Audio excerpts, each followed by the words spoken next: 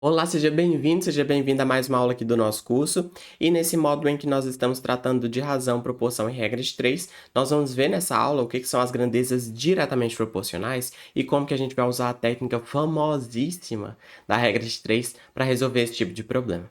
E claro, vamos ver algumas questões também nesta aula. Então fica comigo até o final para a gente aprender juntos esse conteúdo. Bora lá? Primeiramente, vamos entender o que são grandezas diretamente proporcionais, né? Eu gosto sempre de destrinchar o nome das coisas. Por que a gente fala diretamente? A gente fala diretamente porque essas grandezas variam da mesma forma. Quando uma aumenta, a outra também aumenta. Quando uma diminui, a outra também diminui. E elas são proporcionais porque essas variações vão se dar à mesma proporção. Essa é a ideia.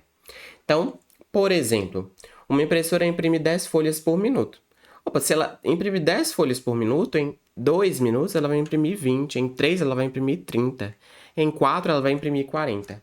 Então, se eu faço a divisão do número de folhas pelo número de minutos, veja o que acontece. É 10 sobre 1, é 20 sobre 2, é 30 sobre 3. Isso é tudo igual, tá? Então, a proporção se mantém. Essa é a ideia. Beleza? Sempre a proporção é de 10 para 1, ou seja, 10 folhas para 1 minuto. E o que é a regra de 3? A regra de 3 a gente vai montar como que uma tabela. E nessa tabela a gente vai precisar colocar uma coluna para cada grandeza envolvida. Nessa regra de 3 que a gente vai ver aqui hoje, é a regra de 3 simples, tá? E é importante a gente identificar também se as grandezas são diretamente ou inversamente proporcionais, porque essa regra de 3 vai ter algumas variações dependendo dessas grandezas, se elas são diretamente ou inversamente proporcionais, tá? Então, hoje, como a gente está falando de diretamente proporcionais, a gente vai ver a regra de 3 só para esse caso. Então, para grandezas diretamente proporcionais, a gente vai fazer uma multiplicação cruzada. No exemplo, vai ficar mais claro.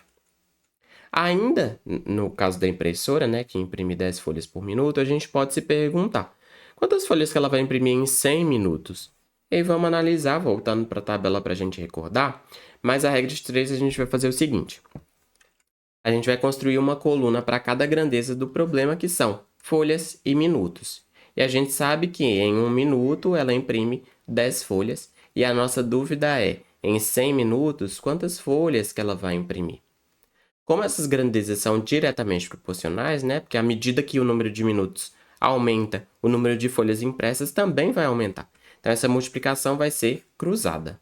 Então, vai ficar x vezes 1 é igual a 10 vezes 100. E aí, então, x vezes 1 é x, 10 vezes 100 é 1000. Ou seja, em 100 minutos, ela vai imprimir 1000 folhas. Beleza? Então, essa é a ideia da regra de 3. A gente vai construir uma tabelinha. Cada coluna dessa tabela é uma grandeza. No caso aqui da regra de 3 simples, a gente só tem duas grandezas. E se essas grandezas forem diretamente proporcionais, a gente vai multiplicar em cruz e igualar essas coisas. Vamos para algumas questões para ver isso na prática? Um prédio tem 10 pavimentos e cada andar tem altura de 3 metros. Um elevador percorre toda a altura do prédio em 15 segundos. A velocidade média do elevador é de exatamente.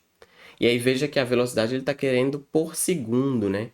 Quando a gente fala por segundo, a gente está fazendo a seguinte pergunta: quantos metros ou quantos quilômetros esse elevador percorre a cada 1 segundo? Essa é a ideia, tá?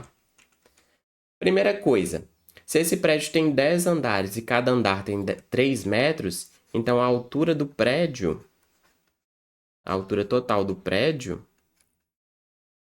é 10 vezes 3, que é 30 metros.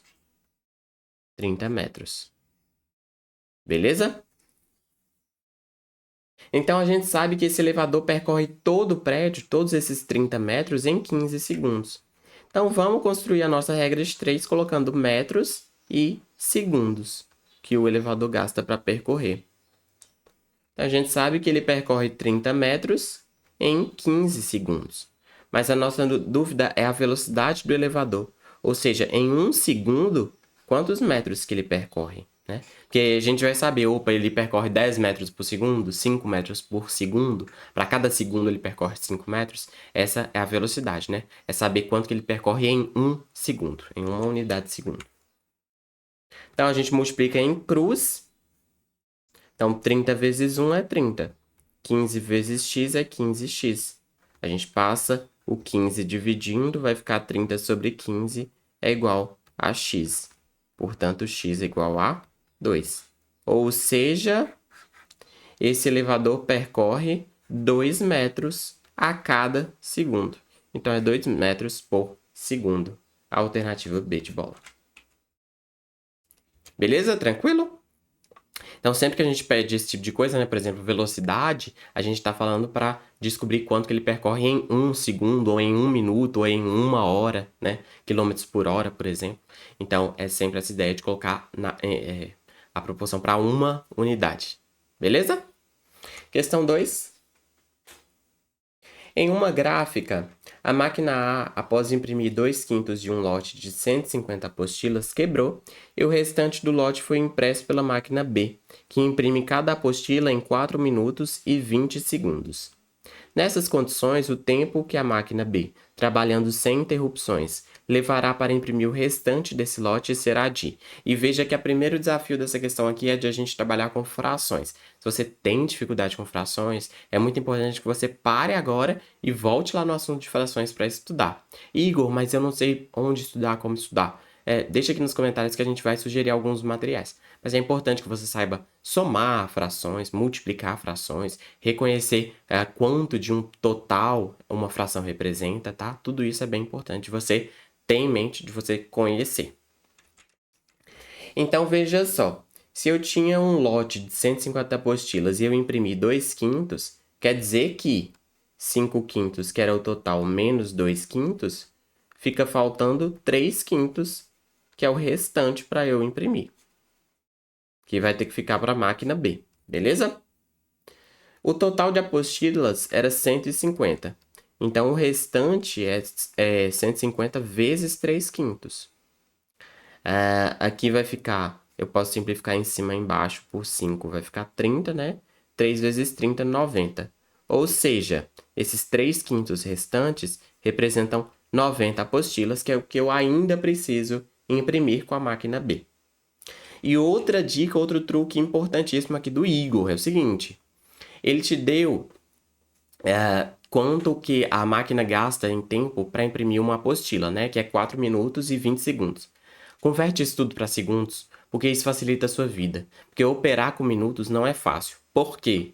Porque os minutos, eles não seguem o padrão do decimal que a gente conhece, né? Que a cada 100 minutos dá 1 hora. Na verdade, é 60 minutos que dá 1 hora. Então, isso quebra um pouco o cálculo.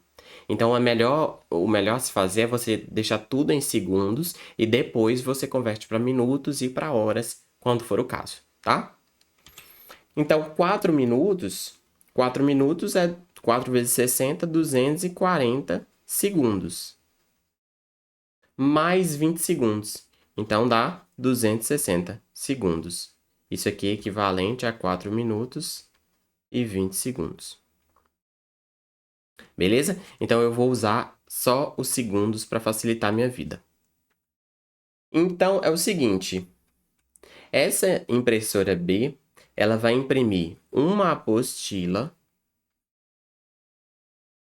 a cada 260 segundos. Opa, mas a gente precisa imprimir 90 apostilas. Quanto tempo que ela vai gastar? X. E veja que essas grandezas são diretamente proporcionais, porque se eu vou imprimir mais apostilas, eu vou gastar mais tempo. Então, essas grandezas crescem juntas ou diminuem juntas. 1 vezes x é x, e 260 vezes 90 dá 0,054 vai 5. 9 vezes 2, 18 com 5, 23. 23.400.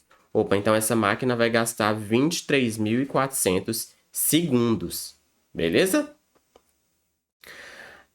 Para imprimir as 90 apostilas. Eu vou até deixar aqui para imprimir 90 apostilas. Beleza? Mas vamos converter isso para horas e minutos, né? Que é o que as alternativas vão trazer. Então, 23.400, se eu divido em grupos de 60, né? Isso aqui são segundos. Se eu divido em grupos de 60, eu vou ter em minutos, porque cada 60 segundos dá 1 minuto. Então, vamos converter para minutos. 234 por 60, provavelmente dá 3. 3 vezes 0, 0. 3 vezes 6, 18. Então, aqui dá 4. 13 menos 8 dá 5. Desço 0. 540 por 60 dá 9. 9 vezes 0, 0. 9 vezes 6, 54. E aí eu desço esse último 0 e coloco esse 0 aqui. Opa, então, 23.400 segundos equivalem a 390 minutos. E agora, se eu divido esses minutos por 60, eu vou achar horas. 390 por 60 dá 6, né? 6 vezes 60 dá 360, sobra 30. Então, deu 6 horas e 30 minutos. Beleza? E esse aqui é o procedimento para a gente converter segundos, minutos para horas, tá? Por exemplo, que é um procedimento muito importante de você dominar também, porque nas questões a gente precisa vira e mexe disso aqui. Então, você vai fazendo divisões por 60, né? Se você tem em segundos, divide por 60 e não corta 0. Não faça isso, porque você vai acabar errando. Então, divide por 60, ali no quociente vai ficar o número de minutos e aqui ficaria o número de segundos restantes. Depois você pega esse número de minutos e divide por 60 de novo para achar em horas, e o que sobrar aqui vão ser os minutos. Então, ficou 6 horas e 30 minutos para imprimir todas essas apostilas. A alternativa é. Beleza? O mais difícil dessa questão aqui não foi nem a regra de 3. Foi as questões inerentes ali. A fração, converter essas conversões de unidades de medida de tempo. Isso aí talvez seja mais complicado. Mas a regra de 3 em si é bem tranquilo. Vamos para a última questão de hoje? Um comerciante lucra R$ 15 para cada 250 que ele obtém com as vendas das unidades de determinado produto. Se em uma semana esse comerciante vendeu 800 unidades desse produto a R$ 20, qual foi o lucro que ele obteve? Então vamos lá saber quanto que ele faturou, né? Se ele vendeu 800 unidades, e cada unidade foi R$ 20, quanto que ele vendeu em reais? É a multiplicação. 2 vezes 0, 2 vezes 0, 2 vezes 8, 16. Então, ele vendeu um total de 16 mil. E aí, o que ele sabe? O que a gente sabe, né? Para cada R$ 250 que ele vende, ele lucra 15. Ele lucra 15, que foi o que ele falou aqui. Então, se ele vendeu 16 mil, quanto que ele lucrou? E aí veja que se ele vende mais, ele lucra mais. Então, essas grandezas são diretamente proporcionais e eu vou multiplicar cruzado. 250 vezes x dá 250x. E 16 mil vezes 15, 0, 0, 0, 30 vai 3, 5 com 3, 8. 0, 0, 0, 6 e 1. 0, 0, 0, 0, 14, 2. Então, 240 mil. E agora, eu divido 240 mil por 250. Vou copiar aqui para ficar mais claro. 240 mil. Agora, eu vou dividir 240 mil por 250. Corto um zero. 240 por 25. 4 vezes 25 dá 100. 8 vezes 25 dá 200. Então, dá 9. 9 vezes 5, 45. Vai 4.